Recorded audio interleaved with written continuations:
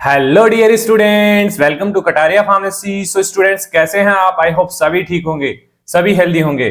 तो बच्चों, हमारी थ्योरी चल रही थी B pharma booster series. Booster series में हमने स्टार्ट किया था बी फार्मा 8th सेमेस्टर। तो 8th सेमेस्टर का आज का हमारा 10th सब्जेक्ट होने वाला है। इससे पहले 9 सब्जेक्ट हम ऑलरेडी स्टडी कर चुके हैं। तो बूस्टर सीरीज के अंदर हम स्टडी कर रहे थे important question and their explanation. सभी यूनिट्स के सभी जो हमारे सब्जेक्ट्स हैं बी फार्मा 8th सेमेस्टर के अंदर, उन सभी सब्जेक्ट्स के बारे में हम स्टडी करने वाले हैं। तो हमारे 2 सब्जेक्ट्स और रह गए हैं, टोटल 12 सब्जेक्ट हमारे इसके अंदर हैं। तो उन सभी को हम देखने वाले हैं। देन उसके बाद बी फार्मा फर्स्ट सेमेस्टर से हम ये सीरीज स्टार्ट करेंगे, कंटिन्यू करेंगे। तो अगर आपने पहले अदर सब्जेक्ट कोई आपका अदर जो मेन सब्जेक्ट है, जैसे बायोस्टैटिक्स है, सोशल प्रिवेंटिव फार्मेसी है, इसके अलावा जो मेन आपके 2 सब्जेक्ट्स हैं, उनके सभी के आपको इसके अंदर वीडियो लेक्चर्स मिल जाएंगे, प्लेलिस्ट मिल जाएगी, वहां जाके आप देख सकते हैं बच्चे। तो चलिए स्टार्ट करते हैं। आज का हमारा सब्जेक्ट है फार्मास्यूटिकल स्क्रीनिंग मेथड। जो फार्मास्यूटिकल स्क्रीनिंग मेथड्स होते हैं फार्मास्यूटिकल इंडस्ट्रीज के अंदर, फार्मास्यूटिकल फील्ड के अंदर, उससे रिलेटेड हमारा सब्जेक्ट है। इसके बारे में हम आज देख लेते हैं, इसके इंपॉर्टेंट क्वेश्चंस एंड इसके एक्सप्लेनेशन। तो देखिए, पहले बच्चों हम हिंदी के अंदर एक्सप्लेनेशन दे रहे थे, लेकिन अब हम इंग्लिश के अंदर दे रहे हैं। काफी बच्चों की क्वेरी आई थी कि सर इंग्लिश के अंदर ही समझाइए, जिससे थोड़ी आसानी मिलेगी पेपर के अंदर भी। तो कोई दिक्कत नहीं है, जैसा आपको सुटेबल लगे, अच्छा लगे, उसके अकॉर्डिंग हम चलेंगे। तो चलिए स्टार्ट करते हैं। सबसे पहले हम देख लेते हैं कि यूनिट वाइज कौन कौन से इंपॉर्टेंट टॉपिक्स हैं, यूनिट के अंदर कौन कौन से इंपॉर्टेंट क्वेश्चंस बन सकते हैं, देन उनका एक्सप्लेनेशन हम देखेंगे। तो चलिए बच्चा स्टार्ट करते हैं। Define some topics, unit first से कुछ फुल फॉर्म्स आपको याद करनी है और इनके बारे में थोड़ा बहुत इनके डेफिनेशंस वगैरह आपको पता होनी चाहिए। सीपीसीएससीए एंड ओईसीडी गाइडलाइंस क्या होती हैं और इनकी फुल फॉर्म आपको पता होनी चाहिए। इसके अलावा यूथेनेसिया ये क्या होता है, ब्रीडिंग क्या होती है, ये स्मॉल टॉपिक्स है। डेफिनेशन आपको पता होनी चाहिए कि यूथेनेसिया और ब्रीडिंग क्या होता है, इनकी डेफिनेशन क्या होती है। 2 मार्क्स में पूछा जा सकता है बच्चों आपको। तो देखिए लॉन्ग टॉपिक्स क्या है, इसके अंदर क्या टॉपिक बन सकता है। Basically techniques for collection of blood and common route of administration in laboratory animals.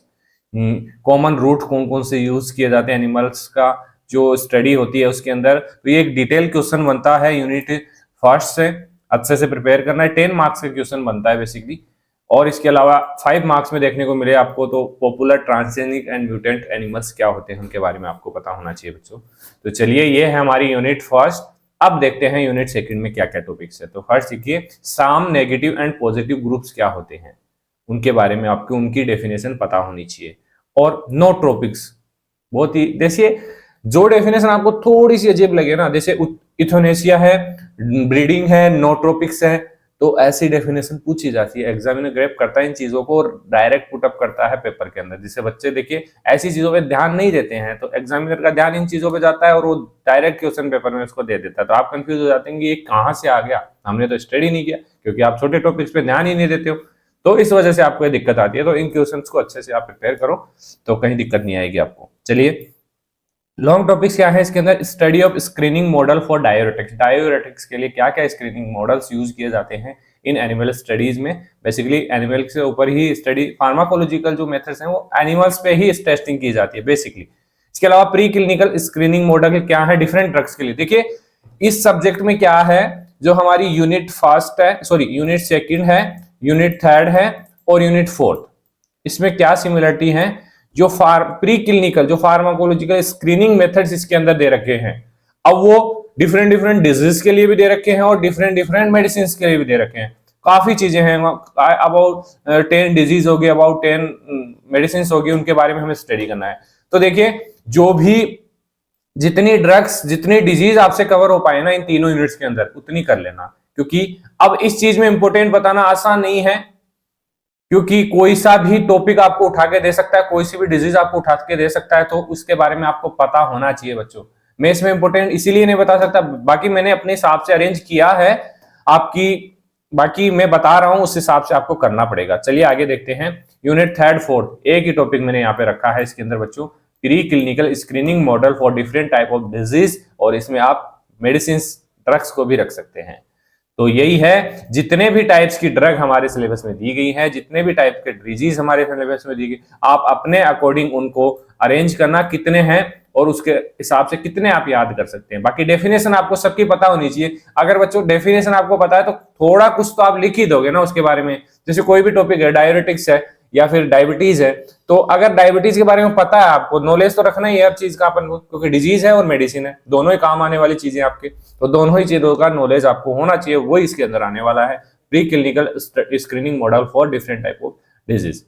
आइए यूनिट 5 में क्या है, शॉर्ट टॉपिक देखिए, रिव्यू ऑफ लिटरेचर क्या है, बहुत ही सिंपल है। रिसर्च हाइपोथेसिस क्या होता है, इसकी डेफिनेशन आपको लिखनी है। और pre clinical data analysis and interpretation using student T test and one test ANOVA, ये टेक्निक्स बेसिकली बायोस्टैटिक्स के अंदर थी। आपने स्टडी भी किया है, हमने बताया भी आपको, तो ये क्वेश्चन यहाँ पे काम आ रहा है आपका बायोस्टैटिक्स है, तो इसको आपको कहां स्टडी कर लेना है, बायोस्टैटिक्स के अंदर। तो चलिए बच्चों अब देख लेते हैं इनका एक्सप्लेनेशन। ये यूनिट फर्स्ट में हमें 2 पॉइंट्स थे, 2 फुल फॉर्म्स हमें पता करनी थी। तो CPCSE की फुल फॉर्म क्या है, committee for purpose of control and supervision of experiment on animals. एक रेगुलेटरी बॉडी है, बेसिकली जो फार्माकोलॉजिकल स्क्रीनिंग मेथड्स हैं वो परफॉर्म किए जाते हैं एनिमल्स के ऊपर, उनकी रिसर्च के लिए और टेस्टिंग के लिए। तो उसको रेगुलेट करने के लिए एक अथॉरिटी होती है जिसका नाम है community for purpose of control and supervision of experiments on animal, इसको शॉर्ट में बोलते हैं CPCSE। तो इसकी फुल फॉर्म भी पता होनी चाहिए और इसके बारे में भी आपको पता होना चाहिए। आगे है OECD, organisation for economic cooperation and development. Organisation for economic cooperation and development, इसमें क्या होता है, internationally accepted protocol for toxicity testing including acute chronic reproductive toxicity. These guideline help standardise drug testing procedure worldwide. ये भी एक authority type की है, internationally ये काम करता है। जो भी टेस्टिंग्स होती हैं, जैसे एक्यूट क्रोनिक जो भी डिजीज होती हैं, रिप्रोडक्टिव टॉक्सिसिटी होती है, इनके ऊपर ये गाइडलाइंस इसके बनाई हुई है, तो उनके अकॉर्डिंग, प्रोटोकॉल के अकॉर्डिंग काम करना होता है।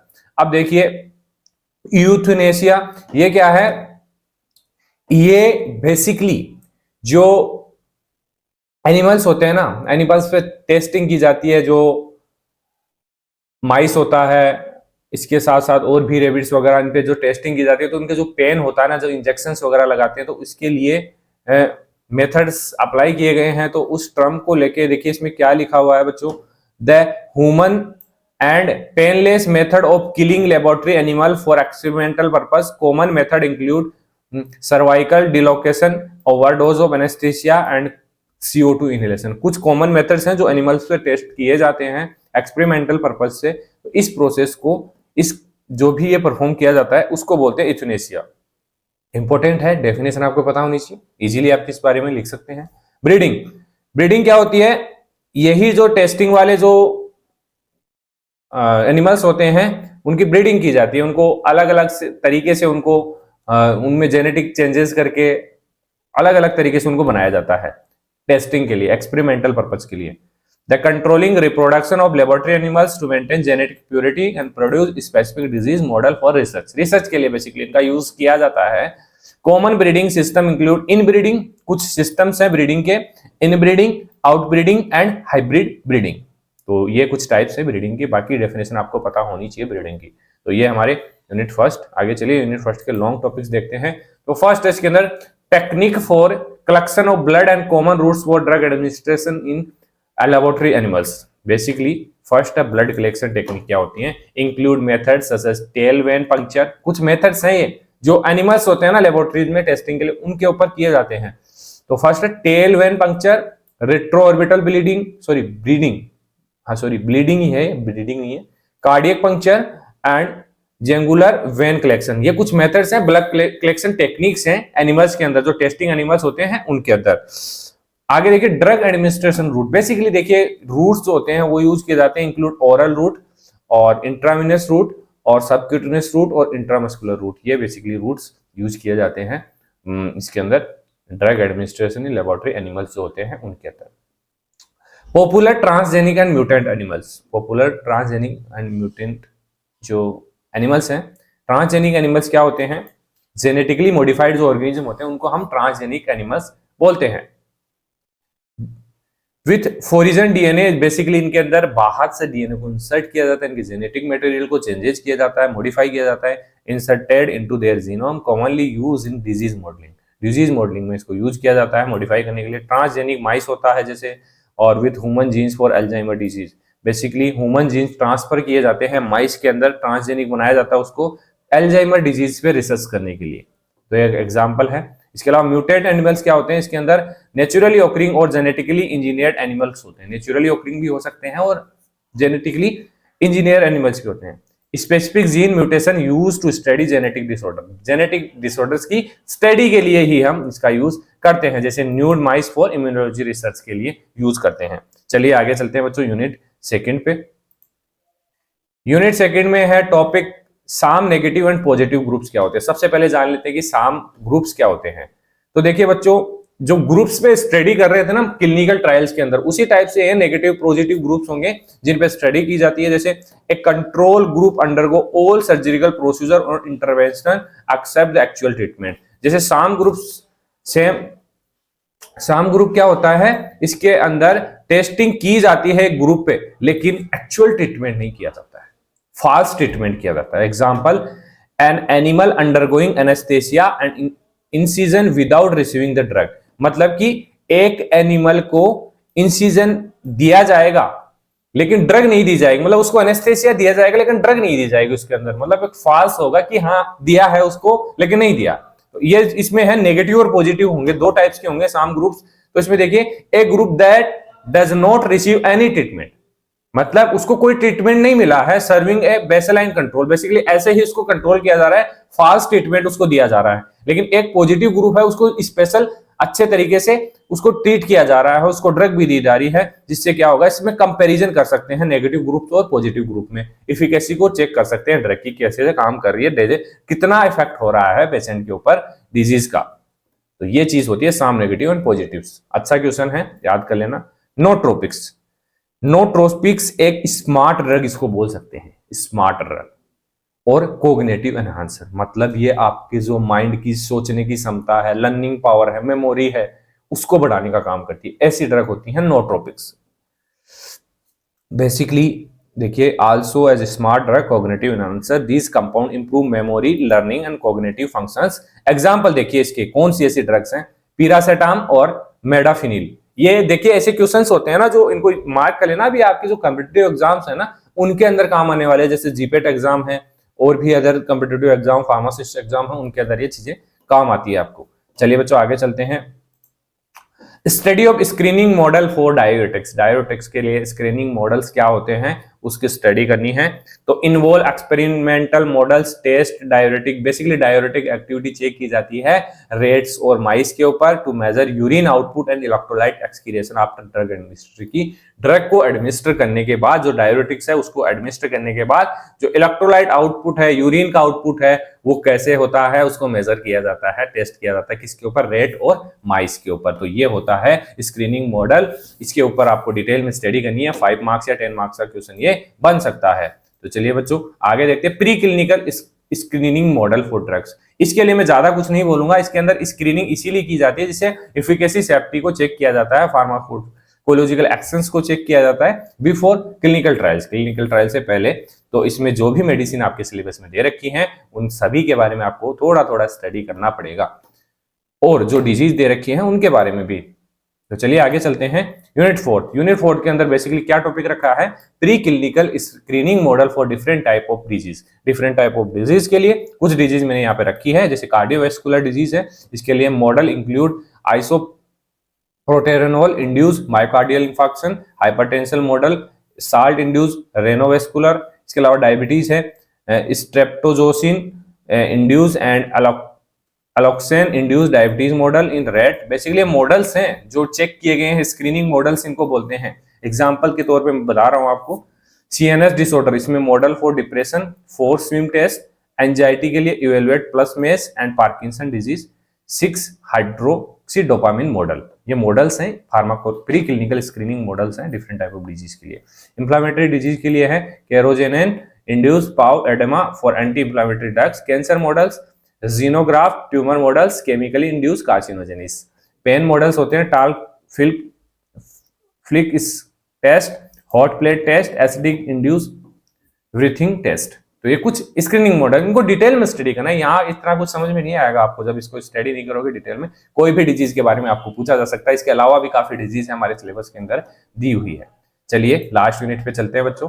रिव्यू लिटरेचर क्या होता है? रिव्यू लिटरेचर क्या होता है कि एक डिटेल स्टडी होती है किसी भी टॉपिक के ऊपर। मान लीजिए कोई ड्रग की हमें स्क्रीनिंग करनी है, फार्माकोलॉजिकल स्क्रीनिंग करनी है, क्लिनिकल ट्रायल है ना, उसकी एक डिटेल स्टडी होती है, एक फॉर्मूला बनाया जाता है, उसको बोलते हैं रिव्यू लिटरेचर। मतलब जगह जगह से इंफॉर्मेशन इकट्ठी करके एक जगह आपको कलेक्ट करना होता है। तो यही है a critical analysis of existing research studies, identify gap and establishment of background for new research. New research के लिए आगे उसकी डिटेल्स कलेक्ट की जाती है। रिसर्च हाइपोथेसिस क्या होता है? एक स्टेटमेंट होता है predicting the expected outcomes of a study formulated based on prior evidence and reasoning.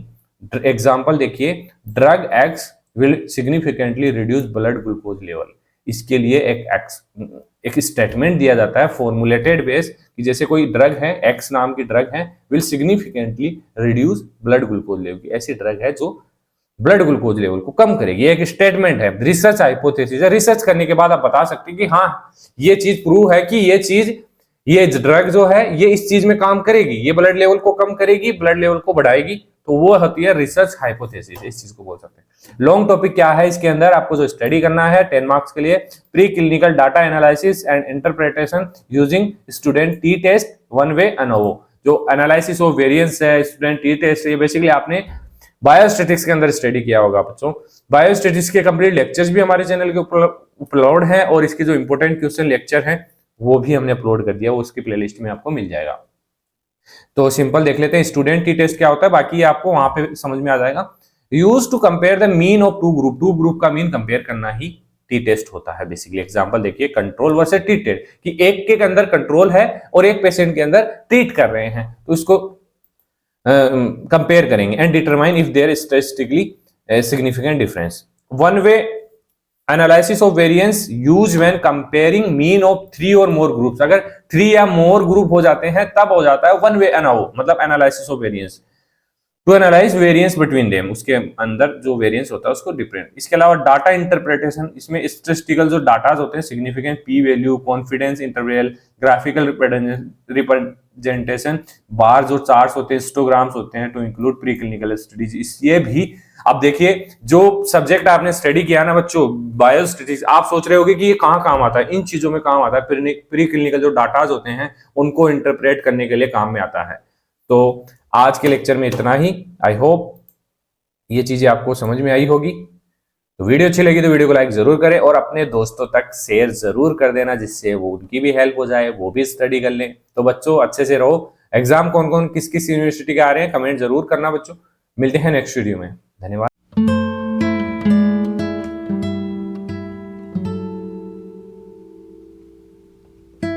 thank you